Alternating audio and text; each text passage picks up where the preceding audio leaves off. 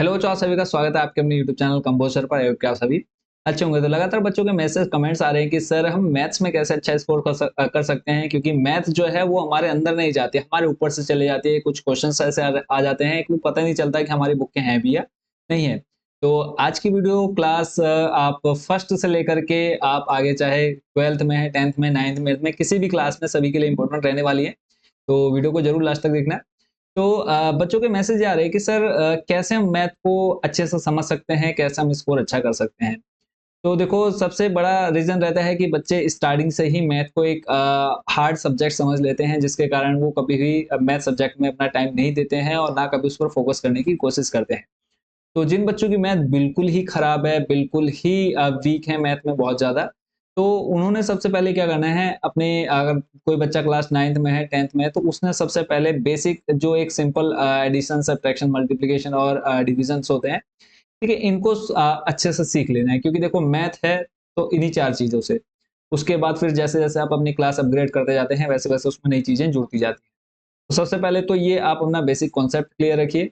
फिर एक रहता है कि टेबल लर्न करने हैं, टेबल पहाड़े याद करने हैं। तो ऐसा कोई कंपल्सरी नहीं है कि पहाड़े याद करने से ही आपकी मैथ तेज होगी, बट ये है कि आप थोड़ा-सा टाइम बचा सकते हैं। और जब आपका बेसिक कॉन्सेप्ट क्लियर हो जाता है, तब आप अपने आप ही मैथ में अच्छे हो जाते हैं। तो एग्जांपल लेते हैं कि आप क्लास 10th में हैं, ठीक है? क्लास 12th में, 11th में, 9th में, 8th में हैं। तो कैसे आप समय से पहले, एग्ज़ाम होने से पहले आप कैसे बहुत अच्छे से प्रिपरेशन कर सकते हैं। तो कुछ बेसिक से कॉन्सेप्ट्स हैं कि सबसे पहले आप पूरी मैथ्स की बुक को एक बार देखिए। मैं ये नहीं कहूँगा कि स्कूल में जो हो रहा है उसके अकॉर्डिंग आपने खुद से घर पर बैठ कर के एक बार पूरी मैथ्स के चैप्टर, जो आपके इंडेक्स रहता है आपकी बुक में, उस इंडेक्स को अच्छे से देखना है, समझना है कि आपके चैप्टर कौन-कौन से हैं। फिर एक चैप्टर, अगर मान लो कोई एक चैप्टर है जिसका नाम है निर्देशांक ज्यामिति हो गया, त्रिभुज हो गया, या फिर आयतन व क्षेत्रफल हो गया चैप्टर का नाम, या फिर समाकलन हो गया, अवकलन हो गया। तो इस चैप्टर के अंदर आखिरकार ऐसे क्या हैं कि जो हमको पढ़ना है, या फिर चैप्टर्स के अंदर क्या-क्या ऐसा दिया हुआ है। पहले तो हमको, क्योंकि कई बच्चे कंफ्यूज रहते हैं कि सर समाकलन क्या है, अवकलन क्या है, ठीक है? फिर रेखीय ज्यामिति क्या है, बहुपद क्या है, समांतर श्रेणी क्या है। क्योंकि यही पता नहीं रहता हमको। ये तो पता है कि इसके अंदर ये क्वेश्चन है, इसको ऐसे करना है, बट हमको ये नहीं पता कि आखिरकार समांतर श्रेणी का मतलब क्या होता है, या फिर समाकलन का मतलब क्या होता है। तो पहले आपने उस इंडेक्स को अच्छे से समझना है। उस इंडेक्स के अंदर जो चैप्टर्स हमें दिए रहते हैं, चाहे आप किसी भी क्लास में, इंडेक्स जरूर देखना है। तो इंडेक्स के अंदर जो भी चैप्टर्स दिए रहते हैं, पहले उस चैप्टर्स को आपने अपने माइंड में सेट कर लेना है कि अगर फर्स्ट चैप्टर है, फर्स्ट चैप्टर का नाम ये है और इस चैप्टर के अंदर ये इस टाइप के क्वेश्चंस दिए हुए हैं। क्योंकि जब आप एग्जाम में बैठते हैं तो कई क्वेश्चन ऐसे लगते हैं कि अरे ये तो फर्स्ट चैप्टर का है, बट होता वो थर्ड चैप्टर का है, फोर्थ चैप्टर का होगा क्वेश्चन, और आपको लगेगा कि ये तो सेकंड चैप्टर का। तो उसी में बच्चे बहुत ज्यादा कंफ्यूज रहते हैं। तो सबसे पहले अपना एक कॉन्सेप्ट ये क्लियर करके चलना है कि कौन से चैप्टर से कौन कौन से क्वेश्चंस दिए हुए हैं। क्योंकि अगर मान लो आपको चैप्टर क्लियर नहीं है और ये नहीं पता कि आपको क्वेश्चन कौन से चैप्टर का है, तो आप उस क्वेश्चन को जो आता होगा आपको, उसको भी आप गलत करके आ जाएंगे, या फिर जो फॉर्मूला वहां यूज होना होगा आप उसको भी वहां छोड़ देंगे। ठीक है? तो पहला काम क्या हो गया, अपने इंडेक्स के चैप्टर पहले याद कर लेने हैं। फिर उस चैप्टर के अंदर क्या-क्या है कि आप कैसे डिफरेंशिएट कर सकते हैं कि किस चैप्टर में कौन से क्वेश्चन है। फिर उसका नेक्स्ट स्टेप, आपने पूरे एक बार सारे पेजेस पलट करके देख लेने हैं। मैं ये नहीं कह रहा हूँ कि आप उनको याद करिए या कुछ भी करिए, बस एक बार पेज पलट के देख लो कि कितनी एक्सरसाइज हैं, कितनी विविध प्रश्नावली हैं, कितने क्वेश्चंस किस चैप्टर के अंदर हैं, कितनी एक्सरसाइज हैं टोटल, वो आपने अच्छे से समझ लेना है। फिर उसके बाद अगला काम क्या करना है, आपने चैप्टर वाइज नहीं, एक्सरसाइज वाइज एक आप ₹5 वाली, ₹10 वाली एक कॉपी ले सकते हैं। ठीक है, छोटी कॉपी ले सकते हैं, पतली। उसमें आपने मैथ्स के चैप्टर फर्स्ट से एक्सरसाइज 1.1 से लेकर के जो भी आपका लास्ट चैप्टर है 13 14, वहां तक जितने भी फॉर्मूले आपके एक्सरसाइज के अंतर्गत आए हुए हैं, जब आप एक्सरसाइज 1.1 में जाएंगे तो उससे पहले आपके कुछ एग्जांपल्स, डेफिनेशंस, फॉर्मूलेस वगैरह लिखे होते हैं। या फिर वहां नहीं तो चैप्टर के लास्ट में आपको चैप्टर फर्स्ट, चैप्टर सेकंड के सारे जो भी फॉर्मूले यूज हुए होते हैं उस एक्सरसाइज में, उस चैप्टर में, वो सारे आपको लास्ट में भी देखने को मिल जाते हैं, खास करके क्लास नहीं, मैथ्स की जो बुक होती है उसके लास्ट में। ठीक है, तो चाहे आप किसी भी क्लास में हैं तो चैप्टर के लास्ट में आपको सारे फॉर्मूले मिल जाते हैं, या फिर अगर वहां नहीं मिल रहे हैं तो आपको जब एक्सरसाइज 1.1 या 1.2 स्टार्ट कर रहे हैं तो उससे पहले आपको वो सारे फॉर्मूले मिल जाते हैं। तो ऐसे ही आपने उसे एक पतली सी कॉपी में सारे फॉर्मूलेस नोट कर लेने हैं, उनको याद कर लेने हैं। फिर मैं अभी एक्सरसाइज स्टार्ट करने की बात नहीं कर रहा हूँ, मैं सिर्फ अभी पहले इंडेक्स मैंने आपको बता दिया कि इंडेक्स को अच्छे से समझ लो, चैप्टर्स को याद कर लो, चैप्टर के नाम, फिर उसके अंदर चैप्टर को एक बार एक डिफरेंशिएट कर लो कि किस चैप्टर के अंदर क्या क्या है। फिर उसके बाद आपने एक्सरसाइज वाइज चैप्टर फर्स्ट डालना है, एक्सरसाइज 1.1 डालनी है, कितने फॉर्मूले यूज हुए हैं, फिर उन्हीं फॉर्मूले से रिलेटेड एक कम से कम एक क्वेश्चन आपने सॉल्व करना है। ठीक है, अब मान लो 1.1 में आपके 5 फॉर्मूले हैं, तो उस 5 फॉर्मूले से रिलेटेड आपने कोई ना कोई एक एक क्वेश्चन मिनिमम करना है। आप मैक्सिमम जितना कर सकें कर लो, बट मिनिमम एक एक क्वेश्चन आपने उसमें करना है। ऐसे ही चैप्टर फिर एक्सरसाइज 1.2 डालेंगे, फिर उसके अंदर जो जो फॉर्मूले यूज हुए हैं वो तो बेसिक, अगर आपके देखो अगर फॉर्मूले आपको याद हैं तो कोई भी चाहे जितनी कोशिश कर लें, अगर आपको फॉर्मूले याद है कोई भी क्वेश्चन आपसे छूटने वाला नहीं है। क्वेश्चन भले ही जितना टफ क्यों ना आ जाए, अगर आपको फॉर्मूले याद हैं तो हर बड़े से बड़े क्वेश्चन को आप इजीली सॉल्व कर लेते हैं। ट्रिग्नोमेट्री में बच्चे बहुत ज्यादा फंसते हैं। वो क्यों फंसते हैं? क्योंकि बच्चों को ट्रिग्नोमेट्री त्रिकोणमिति के सूत्र ही याद नहीं रहते। समाकलन में फंसते हैं, अपकलन में फंसते हैं। क्यों फंसते हैं? फॉर्मूले याद नहीं है।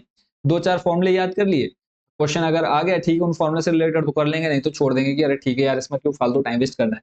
तो ऐसा नहीं करना है। आपके पास अभी टाइम है, 2024-25 का बोर्ड एग्जाम देंगे, चाहे आप क्लास या होम बोर्ड एग्जाम होगा आपका, किसी भी क्लास का आपका एग्जाम होता है, तो आपने सबसे पहले इंडेक्स समझ लेना है, उसके अंदर चैप्टर देख लेने हैं कैसे क्या है। फिर उसके बाद चैप्टर वाइज आपने फॉर्मुलेज नोट करने हैं और उन फॉर्मूले से रिलेटेड एक एक क्वेश्चन आपने सॉल्व करना है। इतना कर लिया, फिर उसके बाद आपने एक्सरसाइज स्टार्ट करनी है। स्कूल में आपका जो चल रहा है उसको आप एक साइड रखिए, वो आपका एक प्रोफेशनल हो गया, या फिर आप एक समझ सकते हैं वो आपका स्कूल टाइम का हो गया। बट जो आपने खुद से मेहनत करनी है आपको, क्योंकि आपको पता है कि मुझे बहुत अच्छा स्कोर करना है, मैथ ही नहीं इसके अलावा आपके जो भी सब्जेक्ट हैं, फिजिक्स हो गया, केमिस्ट्री हो गया, कोई भी सब्जेक्ट हो, मैं सभी की यहाँ पे आप उससे कंपेयर कर सकते हैं। बट स्पेशली मैथ के लिए मैं क्यों कर रहा हूँ? क्योंकि मैथ के लिए मैथ या फिर फिजिक्स के लिए बच्चे बहुत ज्यादा परेशान रहते हैं। तो ऐसे ही सेम आप फिजिक्स में भी करेंगे। ठीक है, मैथ और फिजिक्स ज्यादा हम उसमें डिफरेंशिएट नहीं करते हैं, डिफरेंस नहीं करेंगे कि मैथ और फिजिक्स दोनों का सेम पैटर्न रहेगा।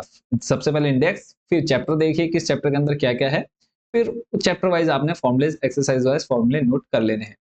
उसके बाद जब आप एक एक एग्जांपल कर लेंगे हर एक फॉर्मूले से रिलेटेड, तब आपको ये समझ में आ जाएगा कि ये फॉर्मूला इस चैप्टर का है और इस एक्सरसाइज में इसका यूज ऐसे ऐसे होना है। उसके बाद नेक्स्ट स्टेप आपका जो आपने खुद से करना है, स्कूल में जो चल रहा है उसको साइड रखो, बट जो आपने खुद से करना है, अभी एग्जांपल आपने कर लिया, उसके बाद फिर आपने खुद से 1.1 एक्सरसाइज स्टार्ट करनी है, उसके अंदर जितने क्वेश्चन पूछे गए हैं उनको सॉल्व करते जाना है। और ऐसे आपने डेली कम से कम एक एक्सरसाइज या दो एक्सरसाइज जितना आपसे हो पाए, मिनिमम 2 घंटे आपने अपने मैथ के लिए रखने हैं मिनिमम। क्योंकि मैथ अगर आपकी स्ट्रॉन्ग है तो बाकी सारे सब्जेक्ट आपके स्ट्रॉन्ग अपने आप हो जाते हैं। ठीक है, तो चैप्टर वाइज आपने क्वेश्चन सॉल्व करते जाने हैं, एक्सरसाइज 1.1 1.2, उसके बाद क्वेश्चन सॉल्व करने स्टार्ट हो जाना कर देना है जब आपको फॉर्मूले बहुत अच्छे से याद हो जाए।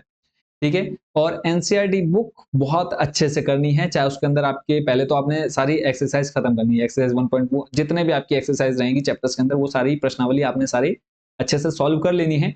उसके बाद आपने उठाने एग्जाम्पल, चैप्टर फर्स्ट के एग्जांपल, चैप्टर सेकंड के, चैप्टर थर्ड के, पहले आप सिंपल एक्सरसाइज प्रश्नावली 1.1 1.2 इस तरह से आप सॉल्व करते हुए जाएंगे। लास्ट तक खत्म हो गया, चैप्टर 13 14 खत्म कर दिया।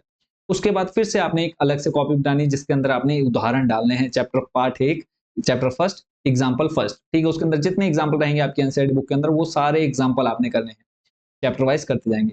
फिर उसके बाद फिर आपने एक कॉपी बनानी है जिसके अंदर आपने डालना है चैप्टर फर्स्ट विविध प्रश्नावली, जो आपकी एक अतिरिक्त एक्सरसाइज दी रहती है, एक्स्ट्रा एक्सरसाइज रहती है लास्ट में। ठीक है, जिसके अंदर सारे मान लो चैप्टर फर्स्ट के अंदर आपकी 4 प्रश्नावली थी, 4 एक्सरसाइज थी, तो उन्हीं चारों प्रश्नावलियों, चारों एक्सरसाइजेस को मिला करके लास्ट में एक आपको एक एक्स्ट्रा एक्सरसाइज दी जाती है कि आप अब कंबाइन क्वेश्चन उसमें से देख करके कर पाए। ठीक है, तो उस प्रश्नावली को आपने विविध प्रश्नावली बोलते हैं, तो उस प्रश्नावली को आपने एक अलग कॉपी में सॉल्व करना है। तो जब आप एक बार अपनी एनसीईआरटी बुक के पूरे एक्सरसाइज कर लेंगे, उसके बाद फिर एग्जाम्पल कर लेंगे, उसके बाद फिर आप जब विविध प्रश्नावली कर लेंगे, फिर इतना करने के बाद आपने नेक्स्ट स्टेप जो करना है वो है सैंपल पेपर लगाना। सैंपल पेपर आपको मिल जाएंगे, सैंपल पेपर नहीं मिल रहे हैं तो प्रीवियस ईयर के एटलीस्ट क्वेश्चन पेपर 4 से 5 साल के क्वेश्चन पेपर सॉल्व कर लेने हैं। ठीक है, अगर इतना काम आप कर लेते हैं तो कोई भी चाहे जितना जोर क्यों ना लगा ले आपको कि आपको मैथ में पास नहीं होने देना है, तो कोई भी ऐसा नहीं है जो आपको रोक पाए। अगर आप इतना काम कर लेंगे और अब गारंटी दे रहा हूँ कि आपके अगर 80 नंबर का पेपर है, क्योंकि अब प्रैक्टिकल के मार्क्स मिल जा रहे हैं ज्यादातर बोर्ड्स में। मान लो अगर 100 नंबर का पेपर है तो 100 में से 100 नंबर लाने से कोई भी नहीं रोक सकता, अगर आप इस स्टेप वाइज क्वेश्चंस को सॉल्व करते हैं या फिर स्टेप बाय स्टेप चलेंगे। ठीक है, मैं ये नहीं कहूंगा 4 घंटे पढ़ो 6 घंटे पढ़ो, एटलीस्ट 1.5 से 2 घंटे आपको अपने समय देना है किसके लिए? मैथ के लिए। सबसे पहले इंडेक्स को समझना है, चैप्टर्स के नाम याद कर लेने हैं, फिर उसके बाद उस चैप्टर्स के अंदर किस तरह के क्वेश्चंस हैं, पहले उनको अलग-अलग रख लेना है कि हाँ, इस चैप्टर के अंदर ये है, इस चैप्टर के अंदर ये है, फिर उसके बाद उन चैप्टर से रिलेटेड जितने भी आपके फॉर्मूलेज़ हैं, उनको एक पूरा नोट कर लेना है, डायरी बना सकते हैं आप उसके अंदर, डायरी में बना सकते हैं वो सारे फॉर्मूले। फिर उन फॉर्मूले से रिलेटेड एक-एक एग्जांपल करना है, एग्जांपल करने के बाद आपने एक्सरसाइज स्टार्ट करनी है, एक्सरसाइज करने के बाद आपने एग्जांपल करना है, एग्जांपल करने के बाद आपने विविध प्रश्नावली करनी है और उसके बाद आपने सैंपल पेपर लगाने हैं, जो भी आपके बोर्ड के रहेंगे। उसके बाद फिर आपने नेक्स्ट स्टेप आपका क्या रहेगा, प्रीवियस ईयर के क्वेश्चन पेपर। बस इतना काम कर लोगे तो आप मान के चलिए 100 अगर 100 नंबर का पेपर है तो 100 में से 100 नंबर लाने से कोई भी आपको नहीं रोक सकता है। बाकी इंपॉर्टेंट क्वेश्चन आपको क्लास 9 से 12 तक के हमारी वेबसाइट कंपोसर.com पर मिल जाएंगे, आप वहां से जाकर के भी इंपॉर्टेंट क्वेश्चन ले सकते हैं।